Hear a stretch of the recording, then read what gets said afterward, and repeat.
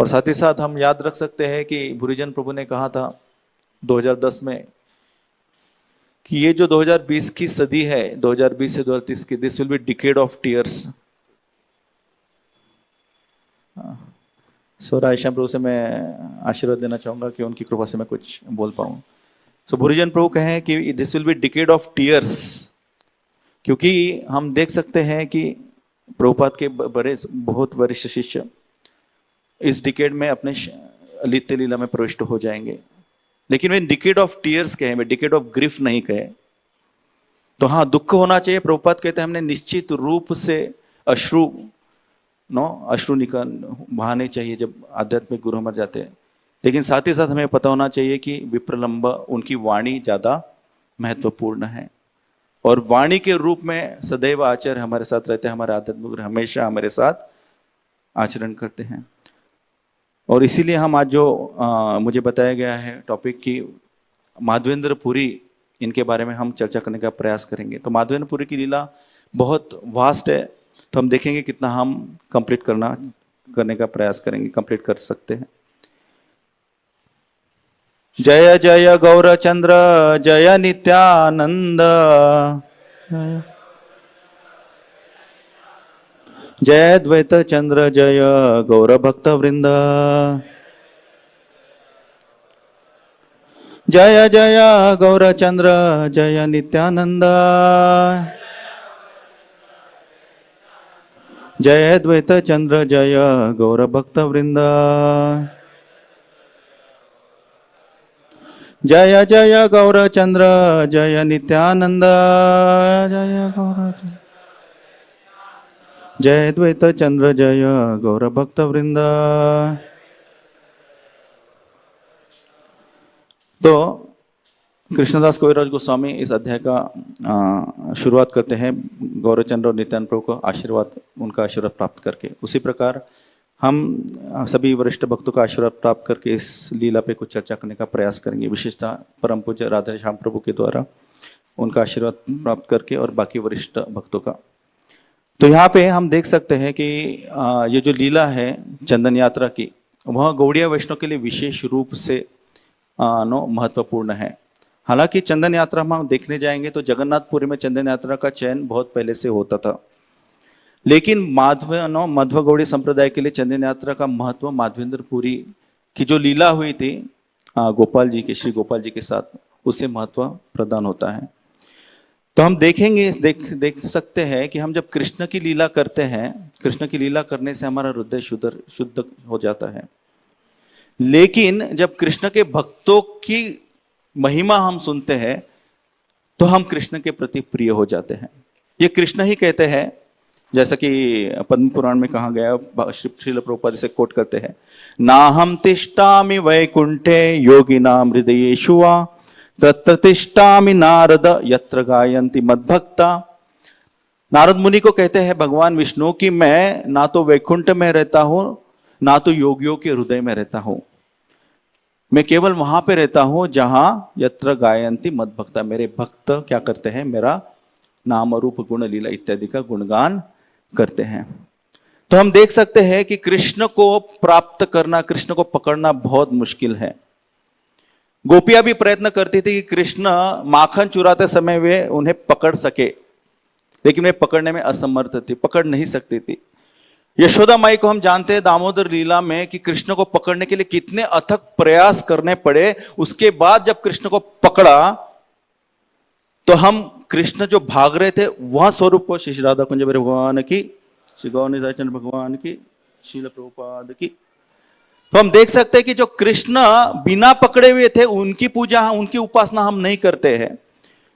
हम कौन से विग्रह की उपासना करते हैं? जो दामोदर क्या किए हैं, बांधे हुए। We worship the bonded form, captured form, we don't worship release form. जो भक्त ने प्रेम से, अपने प्रेम से कृष्ण को पकड़ा है, उस रूप की हम अर्चना करते हैं। उसी प्रकार जब हरि नाम और हरि कीर्तन हम करते हैं तो कृष्ण वास्तविक रूप से वहां पे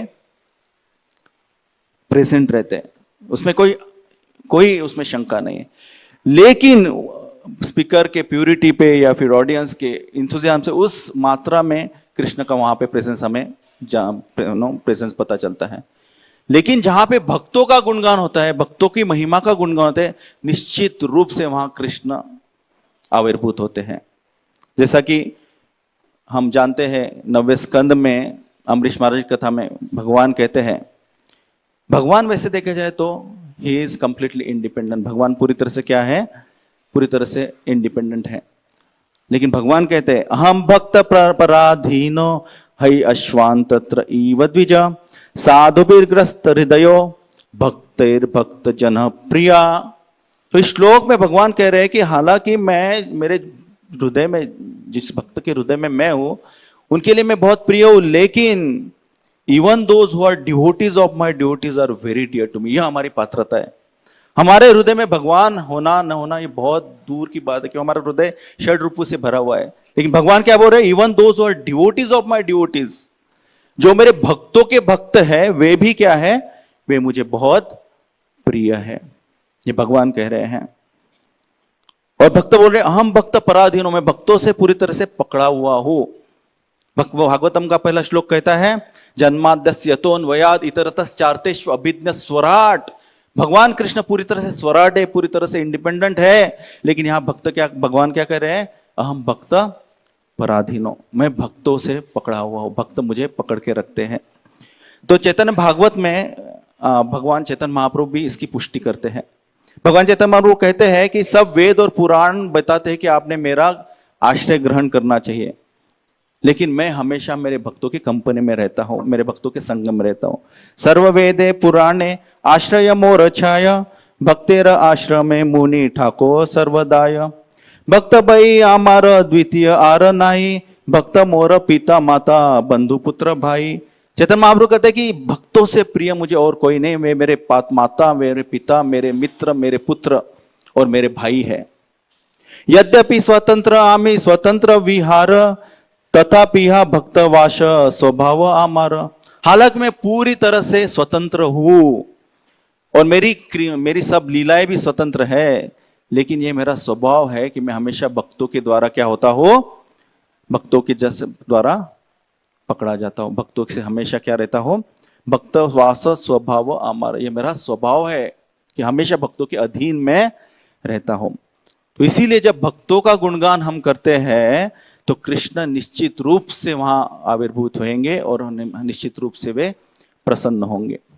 विदुर भी कहते हैं 3 स्कंद के 13वें अध्याय के 4थे श्लोक में, वे कहते हैं श्रुतस्य पुंसां शुचिराश्रमस्य नान्यंजसा शूरभिर्इदितोरता तत्तद्गुणानुश्रवणं मुकुंद पादारविंदम हृदयेषु येषाम्।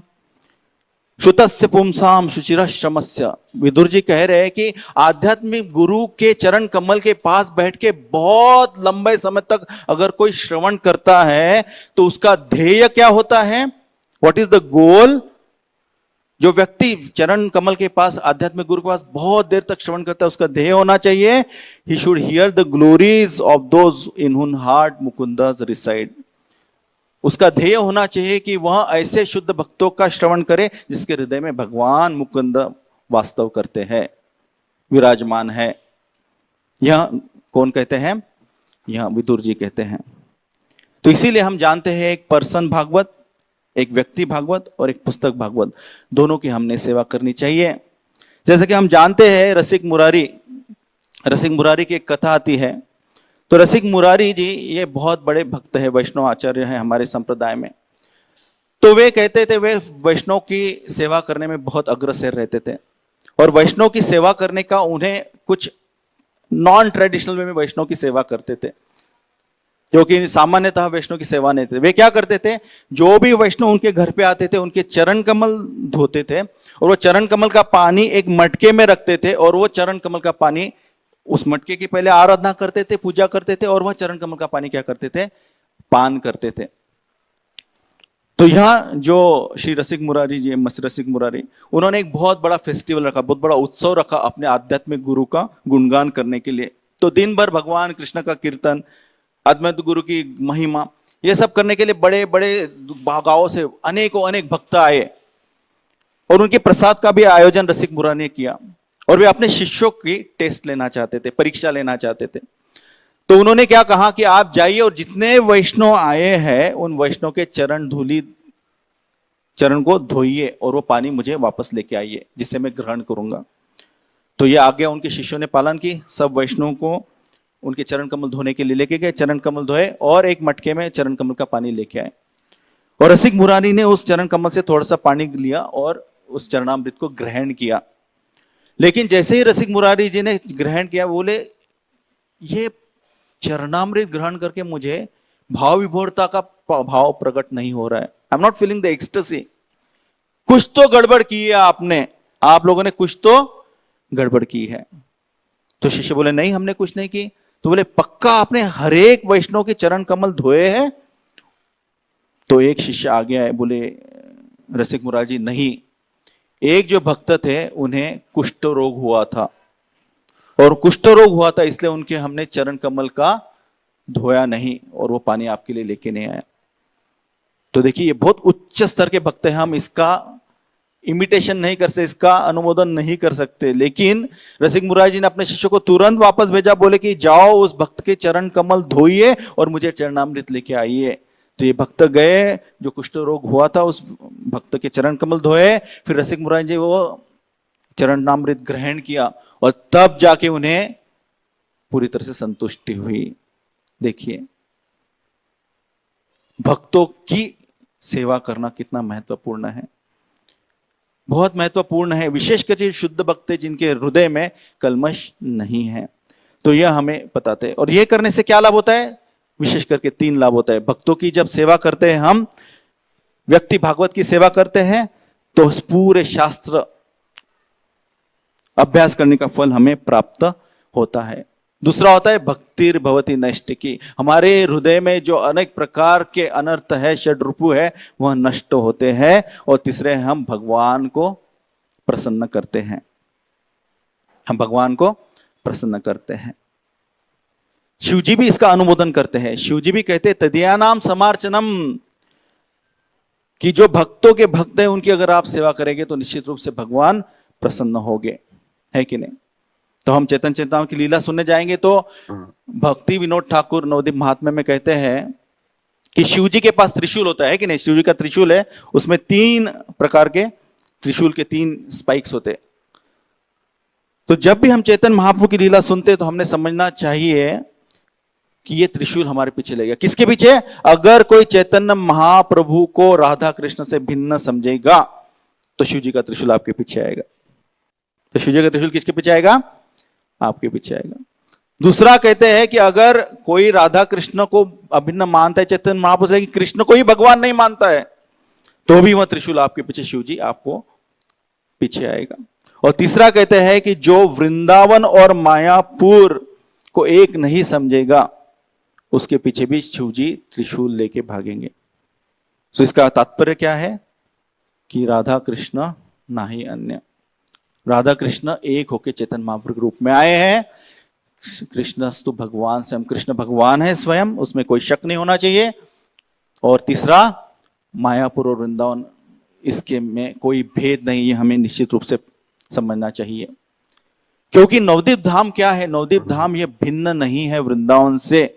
आचार्य और महाजन कहते हैं कि वृंदावन में जो अप्रकट अनमैनिफेस्टेड रीजन है वृंदावन में, उसे नवदीप कहा गया है।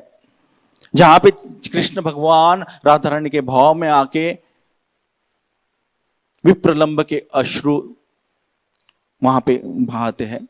तो ये जो क्लोज्ड एरिया है वृंदावन का, दैट इज नवदीप धाम। हालांकि हम फिजिकली देखते हैं वृंदावन यूपी में, मायापुर पश्चिम बंगाल में अलग अलग है, लेकिन आध्यात्मिक दृष्टि से देखा जाए तो नवदीप धाम यह वृंदावन धाम के भीतर है। तो ऐसे ही नवदीप धाम का महामन करने के लिए नरोत्तम दास ठाकुर कहते हैं, उसकी अभिन्नता बताने के लिए, गौरांगे रसंगी गणे नित्य सिद्ध करी माने सेयाय व्रजेंद्र सुत पाश श्री गौड़ मंडल भूमि ये बाजाने चिंतामणि तारहय व्रज भूमि वास। जो व्यक्ति गौरांग महाप्रभु के पार्षदों को नित्य समझता है उसे तुरंत ही मुक्ति प्रदान करती है। नित्य सिद्ध करी माने से ही आय ब्रजेंद्र सूत पाश। और हमने जानना चाहिए कि गौर मंडल भूमि है जहां पे चैतन्य महाप्रभु ने लीला की है, वे व्रज भूमि वृंदावन से क्या है, अभिन्न है। There is no difference between inhabitants of Vrindavan and those of Gaura Mandala Bhumi. इसीलिए गौर कथा में और कृष्ण, गौर और कृष्ण में हमने कोई भेद करना नहीं चाहिए। तो इसीलिए जो भी पार्षद गौर लीला में प्रकट हुए हैं वे नित्य लीला में ब्रजेंद्र वृंदावन में कृष्ण के साथ लीला करते हैं।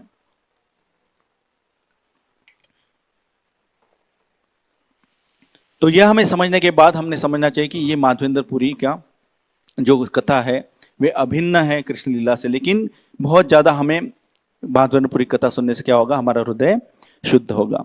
तो कृष्णदास कविराज गोस्वामी इस अध्याय की शुरुआत करते हैं सबसे पहले अपनी नम्रता प्रदर्शन करके, क्योंकि यह जो कथा है माधवेंद्रपुरी की वे चैतन्य भागवत में, जिसे चैतन्य मंगल कहा करते थे पहले, उसमें वृंदावन दास ठाकुर ने पहले ही बताया था।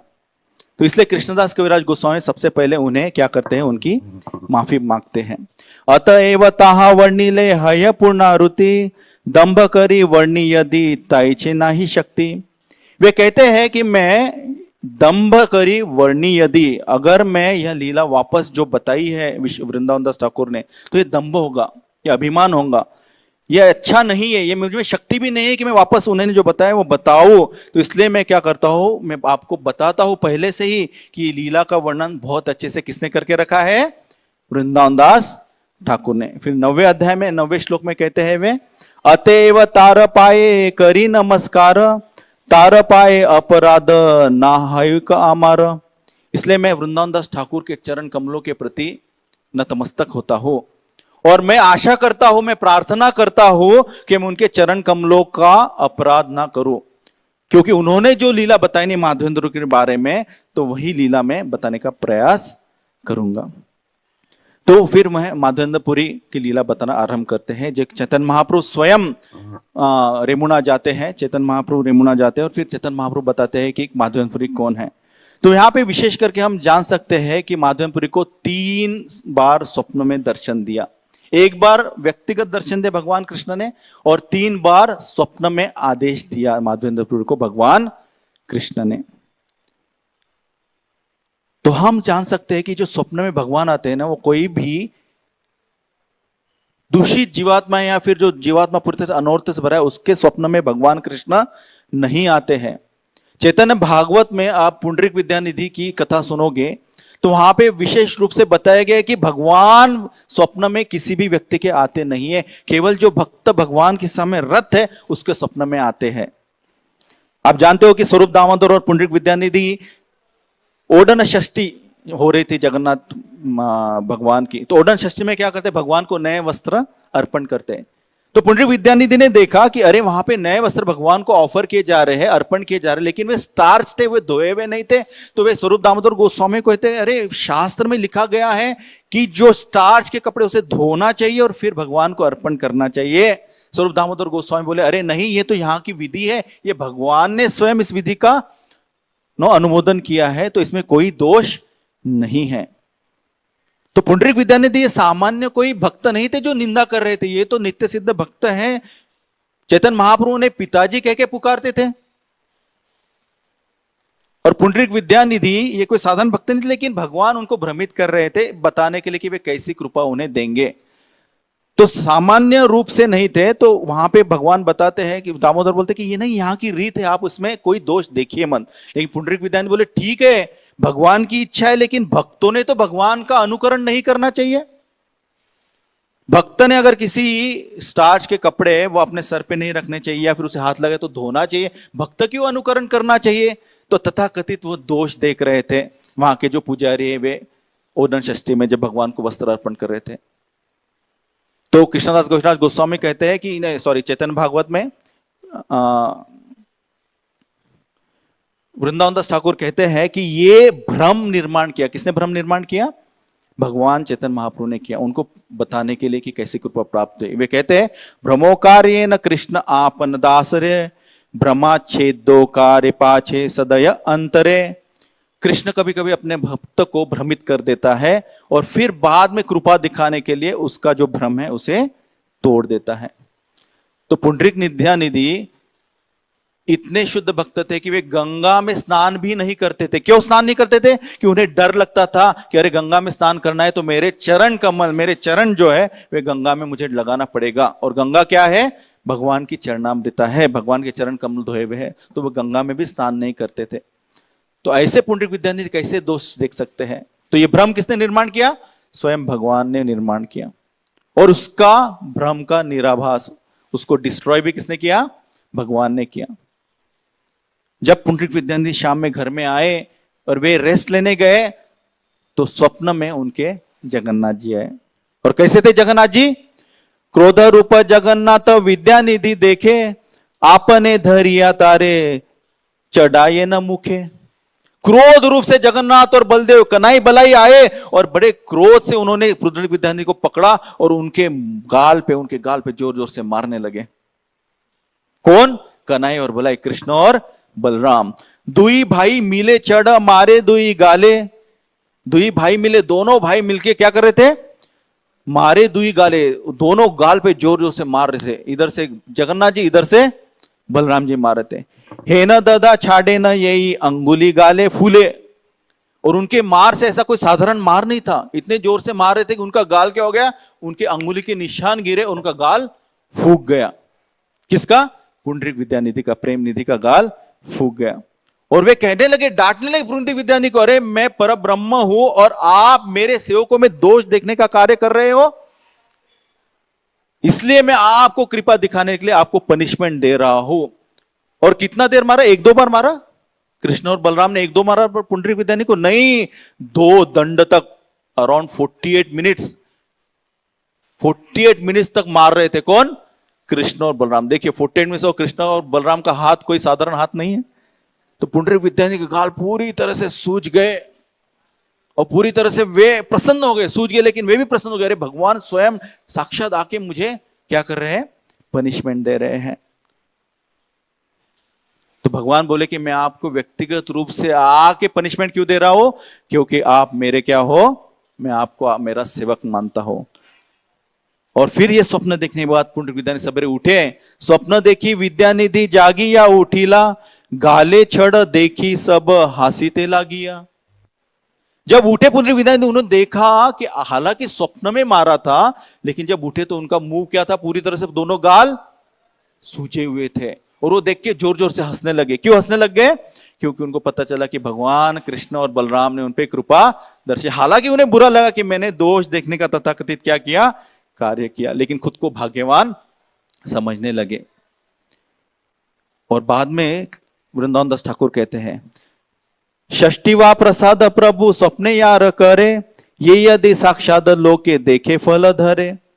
भगवान जब किसी को पनिशमेंट देता है या किसी को कृपा दिखाता है तो वह परिणाम सबको दिखाई देते हैं।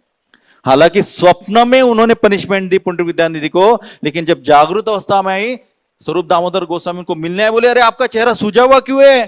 तब पुंडरीक विद्यानिधि को बताना पड़ा कि किसने क्या हुआ रात में। तो उनके रिजल्ट सबको दिखाई दिए।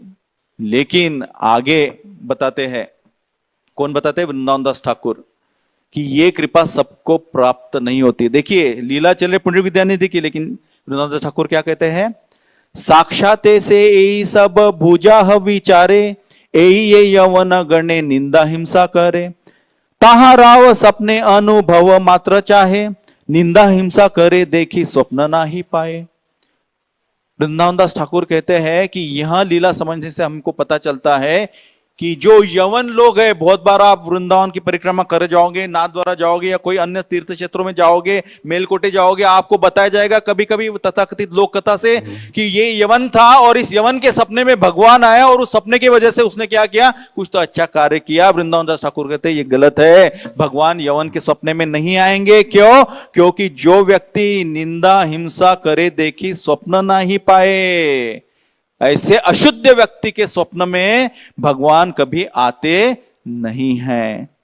यवनेर की दाय, ये ब्राह्मण सज्जन, यवन की तो बहुत दूर की बात है, अगर कोई ब्राह्मण है जो भक्तों की निंदा में लगा हुआ है, तार यत्र अपराध करे अनुक्षण, अनुक्षण अपराध कर रहा है। अपराध हैले दुई लोके दुख पाय, स्वप्ने हो अभक्त पापिष्ठ ठेर नैशिकाय।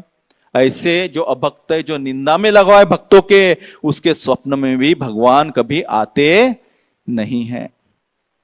तो देखिए, तो हम तो नवसिखिया भक्त है, हम बहुत बार लगता है अरे भगवान हमारे, बहुत बार लगेगा लोगों के भगवान स्वप्न में आते हैं। नहीं, को किसके स्वप्न में आते भगवान? जो भगवान के सेवा में, भगवान की भक्तों सेवा में रत है, जो शुद्ध है, उसके ही स्वप्न में आके उसे आदेश देते हैं। इसलिए हमने स्वप्न के आदेश का पालन करने से पहले हमारे आध्यात्मिक गुरु वास्तविक रूप से वाणी से क्या आदेश दे रहे हैं वह पालन करना चाहिए। प्रभुपाद शास्त्र में जो लिख रहे हैं वह आदेश का पालन करना चाहिए। Always cross check, because we are not, हम उतने शुद्ध नहीं हैं। तो ये बहुत महत्वपूर्ण है। तो माधवेंद्र गुरु के पुरी के माधवेंद्र जी के स्वप्न में भगवान आके आदेश दिए। हमें आदेश कैसे देते भगवान श्री कृष्ण? आध्यात्मिक गुरु के वाणी से हमें आदेश देते हैं। हमने कौन से आदेश पर निर्भर रहना चाहिए? आध्यात्मिक गुरु के आदेश पर निर्भर रहना चाहिए। और इस्कॉन की व्यवस्था में आध्यात्मिक गुरु व्यक्तिगत रूप से हर एक शिष्य को आदेश दे सकते हैं क्या? नहीं। तो उन्होंने एक संस्था के रूप में हमें जो हमारे इमीडिएट ऑथोरिटीज दिए, उनके आदेश आध्यात्मिक गुरु के आदेश के समान हमने पालन करके उसका पालन करना चाहिए।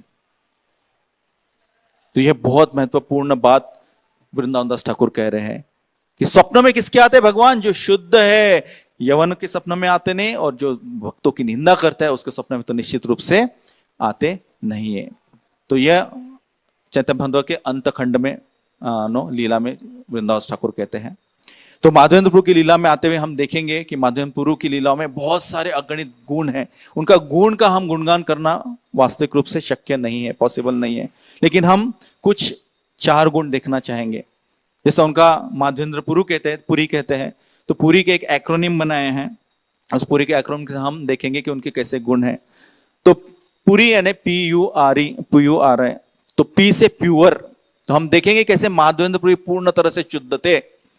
दूसरा है अनएज्यूमिंग, U फॉर अनएज्यूमिंग, हम देखेंगे कैसे वो नम्रता और सरलता से भरे हुए थे। तीसरा है रिसोर्सफुल, हालांकि वे पूरी तरह से अनासक्त थे इस भौतिक जगत से, लेकिन सब संसाधनों को उन्होंने भगवान कृष्ण की सेवा में कैसे लगाया, अनएज्यूमिंग। और चौथा इंटेंट, उनका हेतु कैसा था। इन 4 चीज को, P for pure, U for unassuming, R for resourceful, I for intent. तो इन 4 को हम उनकी लीला से ही देखना चाहेंगे। तो P फॉर प्योर, तो माधवेंद्र पुरी इतनी तरह से अनासक्त थे इस भौतिक जगत से, उनके शरीर से भी अनासक्त थे। तो वे अलग अलग जगह पे जाते थे, तो ऐसे ही भ्रमण करते हुए वे वृंदावन में आए। पूर्वे श्री माधवेंद्र माधवपुरी आइला वृंदावन, भ्रमिते भ्रमिते गेला गिरी गोवर्धन। और ऐसे यात्रा विचरण करते करते वे गोवर्धन में गए, और गोवर्धन की परिक्रमा करें, और गोवर्धन की परिक्रमा करने के बाद गोविंद कुंड में आए, और गोविंद कुंड में विश्राम करने लग गए। और वहां पे एक वृक्ष के नीचे बैठ के हरे कृष्ण मंत्र का जप करने लगे। हरे कृष्ण कृष्ण कृष्ण हरे हरे, हरे राम राम राम हरे हरे। और जप करते रहे, ऐसा नहीं 16 माला करते थे, हमेशा पूरी तरह से जप में रत रहते थे। और जैसे कि बताया माधवेंद्र पुरी इतने शुद्ध थे, इतने प्योर थे कि वे भिक्षा भी नहीं मांगते थे खुद के शरीर और आत्मा को एक साथ रखने के लिए। अगर कोई स्वयं की इच्छा से उन्हें कोई भिक्षा ला के देता था, उसका ही वे ग्रहण करते थे। हालांकि हरि भक्ति विलास में लिखा गया है महाप्रसाद की महिमा। क्या लिखा है? अगर आप महाप्रसाद ग्रहण करोगे, भगवान विष्णु का महाप्रसाद ग्रहण करोगे, तो आपको करोड़ों करोड़ों वर्ष उपवास करने का फल प्राप्त होगा। क्या लिखा है हरि भक्ति विलास में? आप केवल थोड़ा सा महाप्रसाद ग्रहण करोगे भगवान कृष्ण का, तो करोड़ों करोड़ों वर्ष उपवास करने का फल आपको प्राप्त होगा। अगर कोई भगवान विष्णु का प्रसाद आपके सामने लेके आए, तो तुरंत आप उसका प्राशन करते हो, तो आपको करोड़ों करोड़ों यज्ञ करने का फल प्राप्त होगा। और आप आदर से अगर कृष्ण का प्रसाद ग्रहण करते हो, तो आपके 100 पीढ़ियां तुरंत मुक्त हो जाएगी। आपकी 100 पीढ़ियां पूरी तरह से तुरंत मुक्त हो जाएगी। ये प्रसाद की महिमा है कि माधवेंद्र को पता नहीं थी महिमा, फिर भी उपवास क्यों कर रहे थे? ये उनका शुद्धता का चरित्र है, क्योंकि वे सन्यासी थे, एक उच्च कोटि का वह स्तर प्रदान कर रहे, प्राप्त एक उच्च कोटि का एक एग्जाम्पल वहां पे सेट कर रहे थे। ऑब्वियसली अनुकरण करेंगे हम तो क्या हो जाएगा? नुकसान हो जाएगा। ये अनुकरण नहीं है इंस्पिरेशन लेने के लिए, हालांकि उतना अनुकरण नहीं, हमारे प्रसाद में 3 टाइम जो हमें मिलता है विशेष करके आश्रम में, उतना लेंगे तो वो हमारे लिए माधवेंद्र का स्तर प्राप्त करने के समान हो जाएगा, है कि नहीं? अनुकरण करेंगे तो नुकसान होगा, लेकिन एक स्तर उन्होंने हमें बताया है। तो यहां बैठे जप कर रहे थे, लेकिन कृष्ण किसी को भूखा नहीं रखते हैं। तो वहां पे एक छोटा बालक आया, बालक कहे गोप आमी यही ग्रामवासी, आमार ग्राम में ते के ना रूपे उपवासी। उस छोटे से बालक आया माधवेंद्र के पास गया कि बोले, हे माधवेंद्र जी, आपने कुछ खाया नहीं, लेकिन हमारे गांव में कोई भूखा नहीं रहता है। हमारे गांव में कोई भूखा रहता नहीं, हमारे गांव में यानी कृष्ण के गांव में। हम सब कृष्ण किसके गांव में हैं? तो हमें ये विश्वास होना चाहिए कि कृष्ण भक्ति में जो आता है वह कभी भूखा नहीं रह सकता है। बहुत बार हमें ये अनुभव है, बहुत बार ऐसी परिस्थिति आती है कि जहां पे सुलभ रीति से हमें प्रसाद ग्रहण करने की व्यवस्था उपलब्ध नहीं होती है, लेकिन बहुत बार हमने देखा है कि ये न के न प्रकार न ऐसी कोई घटना घटती है कि जिससे हमें प्रसाद की प्राप्ति होती है। एक बार मैं और जगन्नाथ कीर्तन प्रभु नेपाल जा रहे थे गोविंद प्रभु की यात्रा का आयोजन करने के लिए, और नेपाल बहुत उस 10 साल पहले की बात है, 2014 में। तो नेपाल बहुत कुप्रसिद्ध था उस समय, बहुत बार वहां पे स्ट्राइक होते थे। तो हम गोरखपुर इधर सीतामढ़ी से आगे गए थे, वहां पे बॉर्डर था, बॉर्डर क्रॉसिंग करने वाले थे, लेकिन वहां पे स्ट्राइक हो गए नेपाल में, तो उन्होंने बॉर्डर क्रॉसिंग बंद कर दी। तो हमने तो ऐसा प्लानिंग किया था, ब्रह्मचारी थे, कि हम दोपहर में प्रसाद लेके निकले और शाम को पहुंच जाएंगे। 1 घंटा था वहां से, जनकपुर जाना था नेपाल में, वहां पे सीता जी का बहुत बड़ा मंदिर है, यात्रा का अरेंजमेंट करने के लिए। तो हमने कुछ अरेंजमेंट की नहीं थे, और ब्रह्मचारी थे, पैसे तो कुछ थे नहीं। तो शाम को हम 6-7 बजे बॉर्डर पे पहुंचे, हमें पता चला अभी बॉर्डर बंद है, रात भर अभी हम नेपाल नहीं जा पाएंगे। पीछे के बस बंद हो गए थे, सीतामढ़ी जाना भी पॉसिबल नहीं था, 5-6 घंटे था। तो हमें बड़ा प्रश्न हुआ, अरे अभी क्या करेंगे? सवेरे ब्रेकफास्ट ब्रंच लेके निकले हैं, कुछ खाया नहीं, रात में रुकेंगे कहां, प्रसाद ग्रहण कैसा करेंगे? लेकिन फिर हम वहां पे जब गए तो बॉर्डर में बाजू में ही बहुत ठंडी था, तब फरवरी का महीना था, और नॉर्थ में आपको पता है बहुत कड़ाके की ठंडी थी। तो वहां पे बाजू में ही एक आश्रम था, तो हम बोले कि चलो जाके देखते हैं क्या है। नहीं तो वहां पे कुछ साधु बैठे थे, तो हमने पूछा, भाई हम तो इस्कॉन वाले हैं, हम कांदा लहसुन खाते नहीं है, आपके यहाँ कुछ प्रसाद वसाद है क्या? तो वो भड़क गए, बोले कौन साधु हो आप, ऐसा प्रश्न पूछते हो आप? बिना प्याज लहसुन का प्रसाद? साधु केवल बिना प्याज लहसुन का ही प्रसाद खाते हैं, ये प्रश्न पूछ के आपने हमारा अपमान किया है। तो मैं प्रसन्न हो गया, अरे वाह, यहाँ तो अरेंजमेंट हो गया। तो बोले हम रुक सकते हैं कि यहाँ पे, क्योंकि रात थी, ठंडी थी, बाहर रुकने का कोई साधन नहीं था। वे बोले ठीक है। तो वहां पे एक साधु थे, वो हमें लेके गए, एक रूम था, वहां पे घास पड़ा हुआ था, बहुत मोटा घास। मैं तो थोड़ा स्केप्टिक था, भगवान पे विश्वास नहीं था। ऐसा जंगल था वहां पे, नदी के बाजू में कैनल था, कैनल के बाजू में आश्रम था। मुझे बोला ये घास फूस में सोएंगे, सांप वाप आ गए तो प्रॉब्लम हो जाएगा। तो हमने मोबाइल का टॉर्च लिया, छोटा सा मोबाइल था, देख रहे थे सांप है कि, बोले सो जाओ कुछ नहीं होएगा। तो उन्होंने हमारी अरेंजमेंट की वहां पे सोने की, और फिर वहां पे हम सबको, मेरे और जगन्नाथ कीर्तन प्रभु को, हमको प्रसाद वहां पे मिला।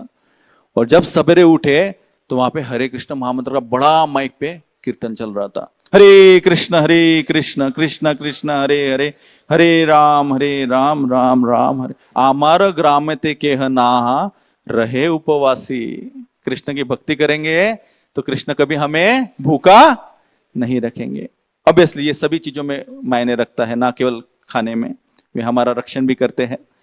तो इसीलिए माधवेंद्र को उन्होंने क्या लाके दिया? तो माधवेंद्र, आपको कैसे पता चला?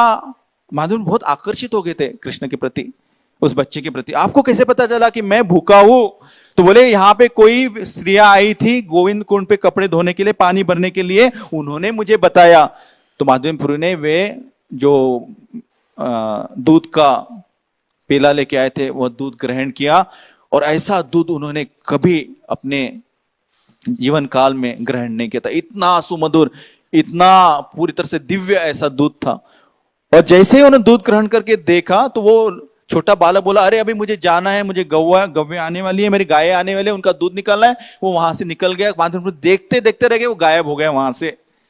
तो उन्होंने वो जो पेला था उसको धोया, वो पॉट था उसको धोया और बाजू में रख दिया, ये आशा करते हुए कि वो लड़का आएगा वापस, अपना पात्र लेके जाएगा। लेकिन वो लड़का आया नहीं। तो माधवेंद्रपुरी को बहुत भाव विभोर हो गए और वो सोए नहीं। हालांकि रात हो गई थी, वे जप करने लग गए, हरे कृष्ण कृष्ण कृष्ण हरे हरे, हरे राम राम राम हरे हरे। हालांकि हम नवसिखिया भक्त हैं, हम नियोफाइट्स हैं, हम जप करते करते सो जाते हैं।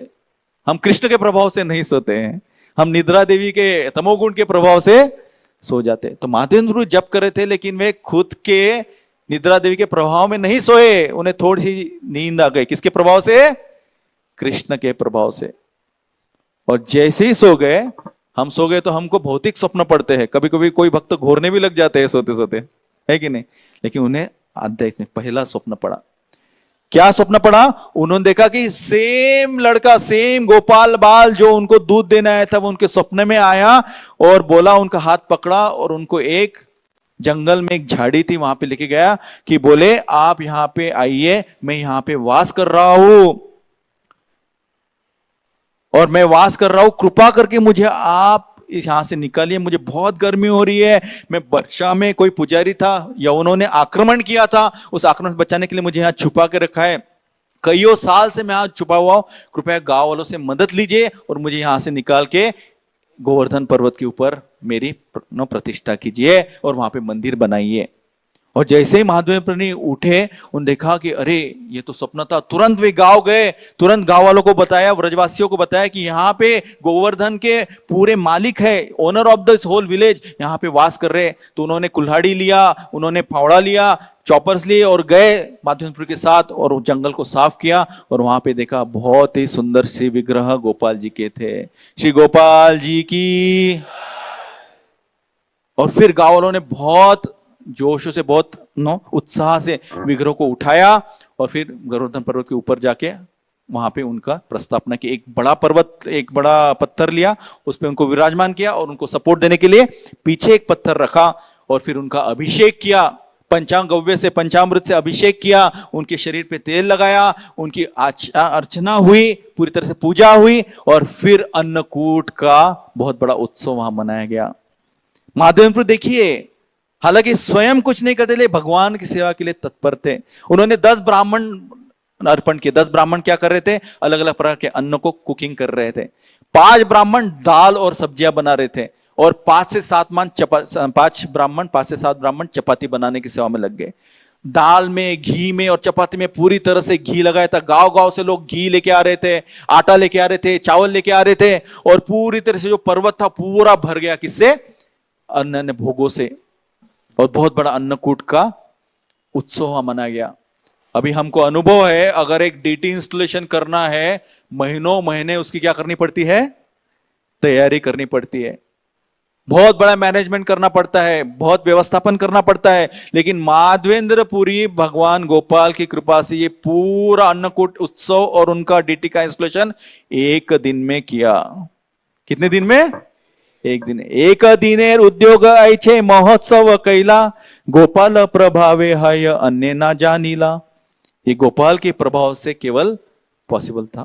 एक दिन में पूरा गोपाल जी को निकाल के उनका विग्रह का प्राण प्रतिष्ठा करना, अन्नकूट उत्सव करना, किसके कृपा से पॉसिबल हुआ?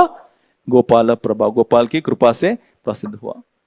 सो यह पहला चीज है, because of purity of Madhavendrapuri की शुद्धता की वजह से भगवान गोपाल उनके सपने में आए। और मैं बोले, मैं राह देख रहा था कि कब माधवेंद्रपुरी और गोपाल वृंदावन आएंगे, गोवर्धन आएंगे और मुझे प्राण प्रतिष्ठा कराएंगे। भगवान राह देख रहे थे ऐसे शुद्ध भक्त का। दूसरा है intent. Will go to intent. Intent का मतलब होता है डिटर्मिनेशन टू डू समथिंग। हेतु कुछ करने के लिए डिटर्मिनेशन होता है। तो दूसरा स्वप्न आया 2 साल के बाद, तुरंत नहीं आया, 2 साल के बाद। तो माधवेंद्रपुरी ने पूरी व्यवस्था की, पूरा डीटी डिपार्टमेंट एस्टेब्लिश किया, वहां पे ब्राह्मणों को दीक्षा दी, उनका उपासना रोज चलने लगा। और 2 साल के बाद वापस भगवान गोपाल जी किसके स्वप्न में आए? माधवेंद्र, ये दूसरा स्वप्न है। एई मत वत्सर दुई करीला सेवन, एक दिन पूरी गोसाई देखिला स्वप्न। तो यह विग्रह की पूजा एस्टेब्लिश करने के बाद माधवेंद्र के स्वप्न में आए, क्या है? गोपाल कहे पूरी आमार तप नाही आय, मल याज चंदन लेप तबे से जुड़ाय। गोपाल बोल रहे थे कि आपने इतनी अच्छी सेवा की, मुझे इतना अभिषेक किया, फिर भी मेरे शरीर में पूरी तरह से हीट है, उष्णता मुझे प्राप्त हो रही है। इसलिए आप क्या जाइए, जगन्नाथपुरी में जाइए, वहां पे मलय चंदन, मलय प्रोविंस से, मलय नो जहां से आता है चंदन, वह चंदन मेरे लिए लेके आइए। अभी उस समय एक राष्ट्र नहीं था भारत। भारत में अलग अलग राज्य थे, कोई हिंदू राज्य थे, बहुतांश राज्य किसके थे? यवनों के थे। उसके बाद माध्यमों के पास पैसा था, कोई डोनेशन दिया था उनको, उनके पास लक्ष्मी नहीं थी। उसके बाद कैसा ट्रैवलिंग करेंगे, वो इतना दूर जर्नी कैसे करेंगे, वो भी पता नहीं था माधवेंद्रपुरी को। बाद में इतना सारा चंदन लेके आना, कोई ट्रक, ट्रेन, प्लेन था उनके पास, उसकी भी व्यवस्था नहीं थी। उसके बाद उनको ये चंदन बहुत सारे राज्यों से ट्रांसपोर्ट करके लेके जाने वाला था। कोई मुस्लिम थे तो वो कैसे लेके जाएंगे, बिल्कुल विचार नहीं किया माधवेंद्रपुरी ने। वे तुरंत निकल पड़े बंगाल में, अद्वैत आचार्य से मिले, अद्वैत आचार्य को उन्होंने दीक्षा दी और फिर रेमुना चले गए। कतई विचार नहीं किया कि उसका क्या होगा, कैसे में ये सब अरेंजमेंट करेगा। वापस दोहराना चाहूंगा, ये शुद्ध भक्त की पूर्ण आत्मीयता, पूर्ण सरेंडर है। लेकिन हम जैसे भक्त जब कोई कार्यक्रम करने का प्रयोजन करते हैं तो हम ऐसे स्पॉन्टेनियसली कर सकते हैं क्या? नहीं, हमें निश्चित रूप से प्लानिंग, निश्चित रूप से मैनेजमेंट करना पड़ेगा, जिससे कि बाकी भक्तों की दुर्व्यवस्था, अव्यवस्था ना हो। तो वहां पे गए और रेमुना में जब गए तो वहां पे देखा उन्होंने कि बहुत अच्छा भोग लगाया जा रहा है। अभी माधवेंद्रपुरी कैसे भक्त थे, खुद के लिए भी मांग के कोई भिक्षा लेते नहीं थे, लेकिन जब वहां गए तो भोग देख के उनके मन में एक इच्छा प्रकट हुई। क्या इच्छा प्रकट हुई? उन्होंने पूछा वहां के पुजारी को कि अरे क्या क्या भोग ऑफर होते हैं गोपीनाथ जी को, मेरे को बताइए, क्योंकि मैं वैसे ही भोग गोपाल जी को क्या करूंगा, अर्पण करूंगा। और उनके मन में एक इच्छा है, जैसा भोग हो रहा था वहां पे अमृत केली नाम की खीर जो बहुत सुमधुर थी, पूरे विश्व में कहीं वैसी खीर नहीं बनेगी, उस अमृत केली खीर का वहां पे भोग लगा जा रहा था। उनके मन में इच्छा आई, और क्या इच्छा आई? अयाचित क्षीर प्रसाद अल्प यदि पाई, स्वाद जानी ताईचे क्षीर गोपाल लगाई। अयाचित, अयाचित का मतलब है अगर मेरे पूछे बिना अगर कोई पुजारी या फिर कोई भक्त मुझे आके ये खीर लाके दे सकता है तो मैं उसका आस्वादन करूंगा। किसके लिए? मुझे भूख लगी है इसलिए, मुझे बहुत अच्छी लगती खीर इसलिए नहीं। क्यों आस्वादन करना चाहते थे? क्षीर गोपाल लगाई, क्योंकि वैसी ही खीर मैं किसके लिए बनाना चाहूंगा? गोपाल जी के लिए बनाना चाहूंगा। ये इच्छा है। अभी वैसे देखा जाए तो ये कोई अपराध है? तथाकथित अपराध नहीं है, लेकिन माधवेंद्रपुरी ने, उनका हेतु शुद्ध था। तुरंत जैसे ही विचार आया, बोला भी नहीं, हम तो विचार क्या करते हैं हमको ही पता है कि नहीं, लेकिन उनके मन में केवल विचार आया और तुरंत उनको लज्जा हुई। ही फेल्ड अशेम्ड कि अरे मैं ऐसा कैसा विचार कर रहा हूं, अभी तो भोग लगा भी नहीं है। तुरंत वहां से निकल गए, तुरंत वहां से निकल गए कि ये मैं बहुत बड़ा पाप किया है, बहुत बड़ा मैंने क्या किया है? पाप किया है, और वहां से निकल गए। तो देखिए भक्तों, हमारे जीवन में हमने बहुत महत्वपूर्ण समझना चाहिए। जब हम गलती करते हैं, सामान्यतः भौतिक जीवन में जब कोई गलती करता है वह खुद का वकील बन जाता है। अगर कोई व्यक्ति गलती करता है वो खुद का क्या बन जाता है? वकील बन जाता है। और कोई दूसरा गलती करता है तो वो न्यायाधीश बन जाता है कि नहीं? आपके लिए तो पता नहीं, मैं तो वैसा ही हूं।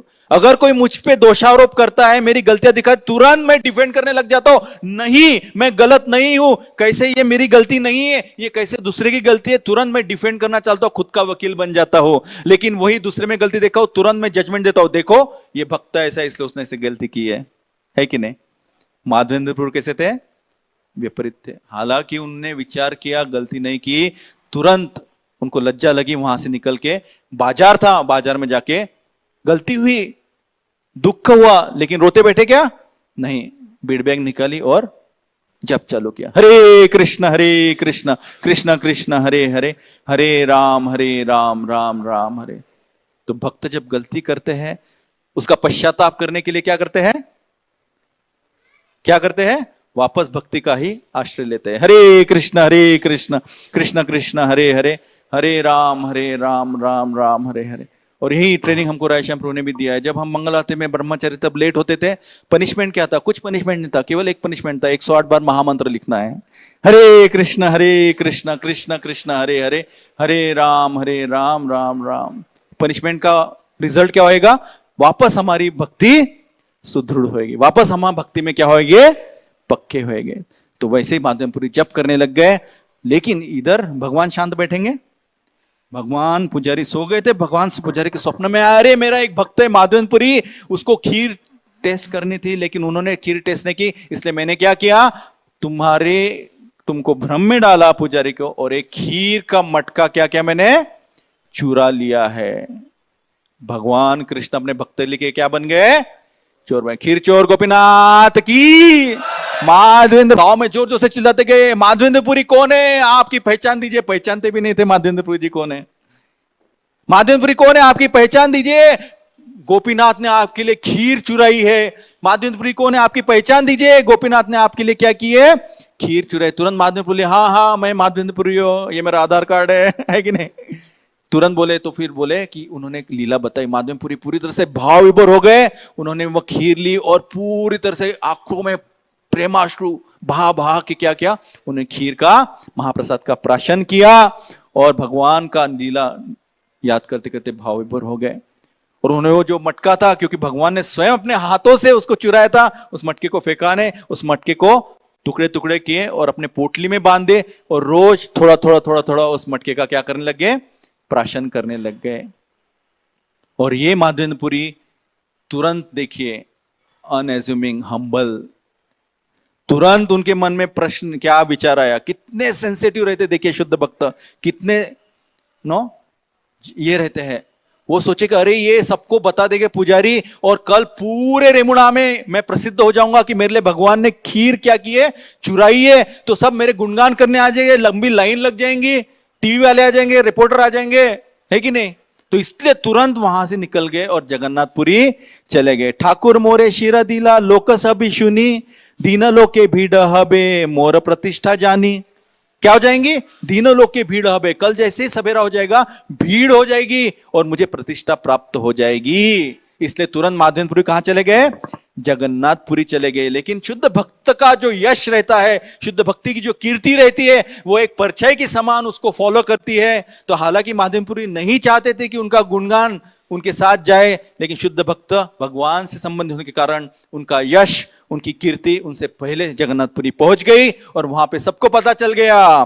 प्रतिष्ठा रे भाई पूरी गेला पलान, कृष्ण प्रेमे प्रतिष्ठा चले संगे गदान। उनके पहले वहां उनकी प्रतिष्ठा चली गई और सब लोग आ गए उनके पास। तो अभी देखिए रिसोर्सफुलनेस, माधवेंद्रपुरी का रिसोर्सफुलनेस क्या था, इंटेंट क्या था? भगवान की सेवा करना है।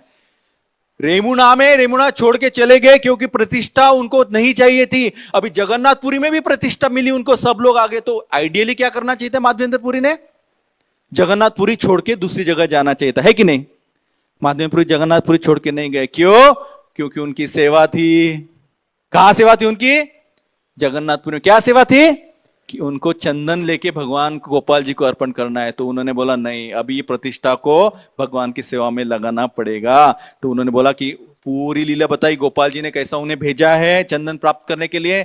लक्ष्मी थे ही नहीं, तो वहां पे भक्त लोग सब जमा हो गए। भक्त लोग बोले ठीक है आप चिंता मत कीजिए, हम चंदन इकट्ठा करेंगे। वे राजा महाराजा से मिले क्योंकि चंदन सेंसर्ड था। अभी भी देखिए चंदन कोई रहता है ना, तो चंदन का पेड़ कोई व्यक्ति की प्रॉपर्टी नहीं होती है, सीधा कौन लेके जाता है? गवर्नमेंट लेके जाता है। उस समय भी वैसे ही था, चंदन किसी व्यक्ति की प्रॉपर्टी नहीं थी। किसके अंडर रहता था? राजाओं के अंडर। तो गवर्नमेंट के पास गए भक्त, उनको बोला कि ऐसे ऐसे माधवेंद्रपुरी आए, कृपा करके उनको चंदन दीजिए, कपूर दीजिए। तो वो चंदन कपूर लिए, माधवेंद्रपुरी को दिया। उनके पास ढोलने के लिए कोई था, इतना सारा चंदन कोई लेके जाएंगे? तो एक ब्राह्मण दिया, एक और असिस्टेंट, 2 असिस्टेंट दिए, वे साथ में दिए। बाद में कुछ लक्ष्मी दी, जिससे कि बीच में कोई टोल भरना है माधवेंद्रपुरी को, वो टोल भरेंगे। उसके साथ ही साथ परमिट दिए कि आपको कोई टोल क्रॉसिंग करना है तो ये परमिट दिखाए कि हमने ऑथराइज करके आपको चंदन दिया है। सब व्यवस्था किसने की? भगवान गोपाल जी ने की, है कि नहीं। और फिर जब ये गोपाल जी के लिए लेके जा रहे थे वापस रिमुना में गए, अभी तो प्रसिद्ध थे, अभी तो उनको बिना मांगे सब कुछ 12 के 12 पॉट दे दिए खीर के, उनको बोला खीर प्राशन कीजिए, वहां पे खीर प्राशन किया। तीसरा स्वप्न आया वापस, जैसे ही वहां रेस्ट लेने गए तीसरा स्वप्न आया। सेई रात्रे देवालय करीला शयन, शेष रात्रि हईले पूरी देखिला स्वप्न। जब रात्रि शयन करने गए तो उनको तीसरा स्वप्न आया। क्या आया? गोपीनाथ आमार से एक ऐ अंग हय, इहा के चंदन दिले हबे मोर तापशय। तो गोपाल जी सपने में आए, बोले कि मैं और गोपीनाथ, इनका शरीर क्या है?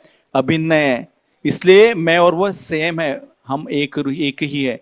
इसलिए अगर ये आप चंदन है, ये अगर आप गोपीनाथ को अप्लाई करोगे, जो गोपीनाथ को अर्पण करोगे, तो मेरा जो उष्णता है, मेरी जो गर्मी है, वो क्या हो जाएगी? अपने आप कम हो जाए। इसलिए मैं आपको आदेश देता हूं, आप वहीं रुकिए, और जो आपने चंदन किया है जब तक खत्म होता नहीं तब तक किसको अर्पण कीजिए? गोपीनाथ को अर्पण कीजिए। और सब सवेरे उठे, और सवेरे उठने के बाद माधवपुरी ने वहां पे अपने असिस्टेंट को बोला कि आप यहां पे अभी चंदन कीजिए और भगवान को अर्पण कीजिए। और यह चंदन यात्रा गौड़ीय वैष्णव के लिए बहुत महत्वपूर्ण है। हालांकि जगन्नाथ जी की चंदन यात्रा है, उसमें भी बहुत सारी लीलाएं है, उसके लिए अलग सेपरेट क्लास लगेगा। लेकिन गौड़ीय वैष्णव के लिए कौन सी चंदन यात्रा महत्वपूर्ण है? जो माधवेंद्रपुरी में गोपीनाथ के लिए अर्पण किया। तो यह भागवतपुरी बहुत भाग्यवान थे। और इनका गुणगान कौन कर रहा है? साक्षात चैतन्य महाप्रभु। ये पूरी लीला किसने बताई है? चैतन्य महाप्रभु ने नित्यानंद प्रभु को बताई। और नित्यानंद प्रभु को बोलते, बताइए अभी मुझे कि माधवेंद्रपुरी से और ज्यादा भाग्यवान भी पूरे त्रिभुवन में कोई और है क्या? क्योंकि कृष्ण सबसे पहले उनके पास प्रकट हुए एक बाल गोपाल के रूप में, बाद में 3 बार स्वप्न में उनको आदेश दिया, है कि नहीं। और ये क्यों संभव है? चैतन्य महाप्रभु उसको कंक्लूजन में कहते हैं, प्रगाढ़ प्रेमेर ए स्वभाव आचार, निज दुख विघ्नादीर ना कहे विचार। माधवेंद्रपुरी का प्रेम, गूढ़ प्रेम, इसकी परीक्षा लेने के लिए गोपाल ने उनको चंदन लाने के लिए भेजा। और जब माधवेंद्रपुरी ये परीक्षा पास हो गए, कोई चिंता ना करते हुए सीधा जगन्नाथपुरी गए, तो गोपाल ने कहा ठीक है, अभी आप क्या करो, परीक्षा में उत्तीर्ण हो गए, इतना दूर आने की आवश्यकता नहीं है, आप उधर ही चंदन क्या करो, आप लगा दो। प्रगाढ़ प्रेमेर एई स्वभाव आचार। प्रगाढ़ प्रेम था माधवेंद्रपुरी का, उसकी परीक्षा गोपाल जी ने ली। गोपाल जी को तो पता ही था, लेकिन हम सब जिसका आचरण श्रवण कर रहे हैं, हमारे श्रवण के लिए उन्होंने ये परीक्षा उनकी ली। एई भक्ति भक्त प्रिय कृष्ण व्यवहार, भुजिते आमर सब नाही अधिकार। इसीलिए ऐसा जो व्यवहार है भक्ता और भगवान के बीच में, यह दिव्य है। और ये जो सामान्य मनुष्य है, इसको यह व्यवहार समझना पॉसिबल नहीं है। लेकिन ये श्रवण करके हम भी शुद्ध हो जाएंगे, और एक दिन हमें भी माधवेंद्रपुरी की कृपा और भक्तों की कृपा प्राप्त हो जाएगी। और चैतन्य महाप्रभु कहते हैं, जो भी ये कथा सुनता है निश्चित रूप से वह भक्तों को क्या हो जाएगा? भगवान को प्रिय हो जाएगा। तो इसीलिए ऐसे भक्तों की, ऐसे आचार्यों की कथा सुनना ये बहुत बहुत महत्वपूर्ण है। तो चंदन यात्रा उत्सव शुरू हो गया, तो यह बहुत महत्वपूर्ण है, हम इसकी बाहर की लीला हम सुने। तो बहुत बहुत धन्यवाद। शील माधवेंद्रपुरी पाद की, शील प्रभुपाद की। Raishyam Prabhu, you want to comment something?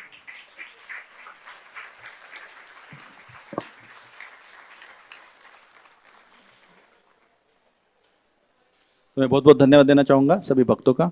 और कुछ गलत मेरे मुख से निकला होगा तो वो मेरा दोष है, और कुछ ठीक निकला रहेगा तो वह सब अपने ऑथोरिटीज और गुरु महाराज की कृपा है, प्रभुपाद की कृपा है। हरे कृष्ण।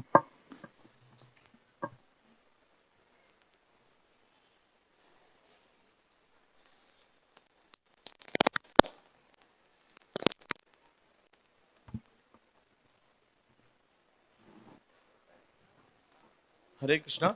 एक अनाउंसमेंट था, अभी बाकी और सब अनाउंसमेंट हमारे प्रभु जी वृंदावन गोविंद करेंगे। परम पूज्य गोपाल कृष्ण महाराज के जो एस्पायरिंग डिसेपल्स और जो डिसेपल्स है, उनके लिए राजेशंभू विशेष उनके लिए यहाँ क्लास रखा है 10:30 से 12:30। इसलिए राजेशंभू खुद यहाँ हैदराबाद से ये आज के सेशन के लिए आए हैं। तो हाँ, यहाँ जो भी सुन रहे हैं, यहाँ भी यूट्यूब पे भी सुन रहे हैं, तो उनको भी यहाँ कि 10:30 से 12:30 राजेशंभू यहाँ सारे जो गोपाल कृष्ण महाराज के एस्पायरिंग डिसेबल जो है और जो उनके डिसेबल को संबोधन करेंगे। तो बाकी भक्त का भी आ सकते हैं उसमें, और ये टेम्पल हॉल में क्लास होगा ये।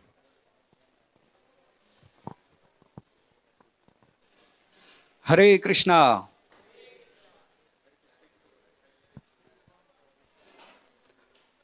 हम सभी श्रीमान वामनदेव प्रभु जी का हृदयपूर्वक आभार व्यक्त करेंगे, जिन्होंने बहुत ही महत्वपूर्ण शिक्षाएं उनके प्रवचन के द्वारा हम सबको प्रदान करके हम सबको वास्तविक रूप से लाभान्वित किया है।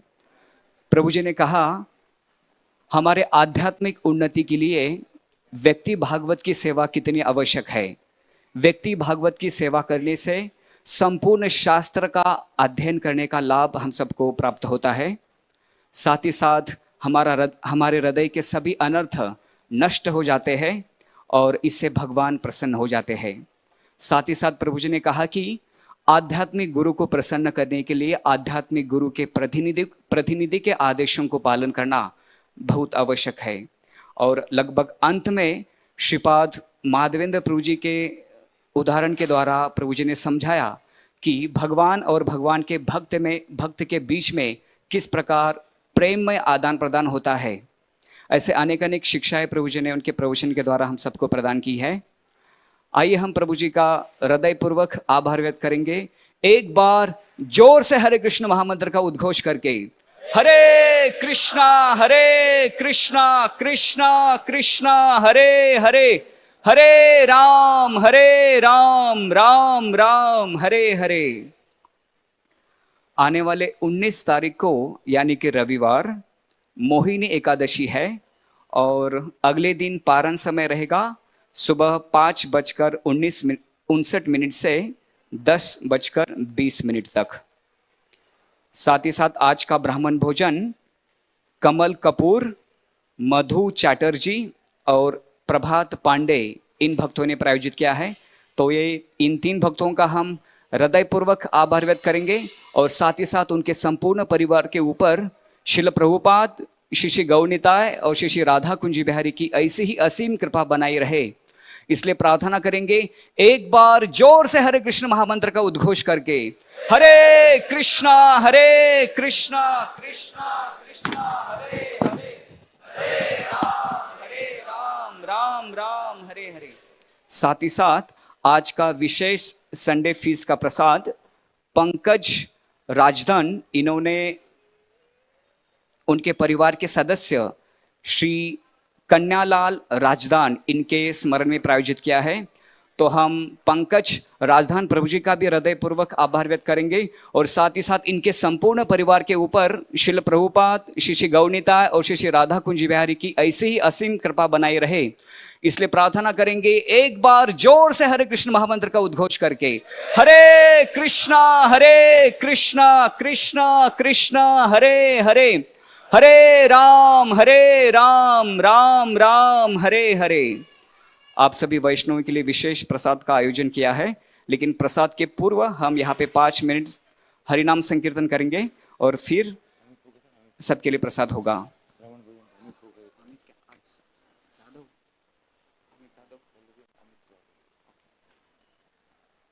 आज का दिन बहुत विशेष होने के कारण अनेक भक्तों ने आज का प्रसाद प्रायोजित किया है।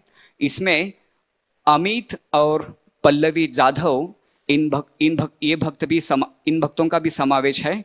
तो इन भक्तों का भी हम हृदयपूर्वक आभार व्यक्त करेंगे एक बार जोर से हरे कृष्ण महामंत्र का उद्घोष करके। हरे कृष्णा कृष्णा कृष्णा हरे हरे, हरे राम राम राम हरे हरे। धन्यवाद।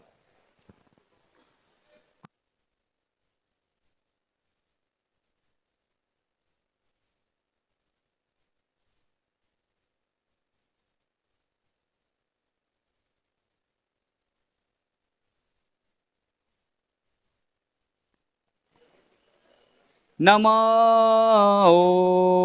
विष्णुपदाय कृष्णपृष्ठाय भूतले श्रीमते भक्ति वेदांत स्वामी इति नामिने